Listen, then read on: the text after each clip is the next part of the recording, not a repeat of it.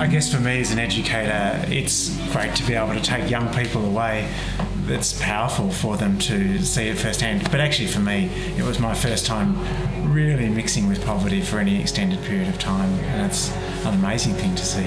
The reason I wanted to go to Cambodia was just that I've never been able to experience what it's like for people to live with so much less or in poverty before, and you can be told it 1,000 times, but until you actually experience it, I've learned you have no idea. It really hit me that people over there really do need so much help there, and there's such a need for us youth to go over and help out, and that's when God really spoke to me and said, Tom, this is your time. In all the past groups that have gone with Oxley, I've noticed the need that Cambodia actually has for people to go and help out there.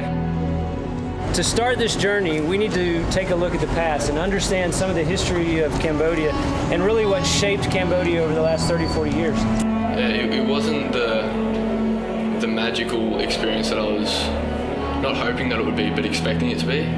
It's nothing fancy, it's nothing with lights and spectacular fireworks and that kind of stuff. It was just raw truth. I kind of been feeling like numb because I can't process everything. Like emotions there, and I kind of feel guilty for not reacting in a sad way.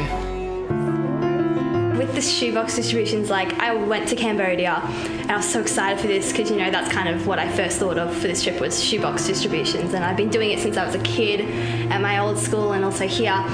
And at the third distribution, one of the things that was so powerful was that at the end we had two mothers of some newborns who didn't actually have a box because we thought we'd run out. We managed to find 2 spare boxes that happened to be there, and we were able to give that to those mothers, and so everyone got a box of that distribution. When giving out the shoe boxes, you see how just one small shoebox filled with just small things that don't cost much, maybe $2 an item or something, how it produces such a massive smile on the kids that you give it to, that you'd think that you were sending a shoebox full of gold or something. The first shower I had after Cambodia, because it was hot water and stuff, I was just blown away. I was like, this is clean drinking water, and this is so much better. I'm showering water that it's better than what 30% of the people in Cambodia actually get to drink. Water to me here now in Australia is, I guess, has more precious to me, and I understand the need to be considerate with how much I use. Good stuff, great water. So one of the things that we often think about as educators is how to make our learning real, or there's a different sense of students being in the world and contributing to real world learning. And I can think of no better way to actually achieve that than our involvement with Samaritan's Purse. They've developed a real literacy in terms of their understanding of how aid projects and development projects and Christian mission can happen together through our involvement with Samaritan's Purse. In fact, I think our kids are way ahead of where I watch students from other schools, just because of that constant gentle exposure to what we're on about.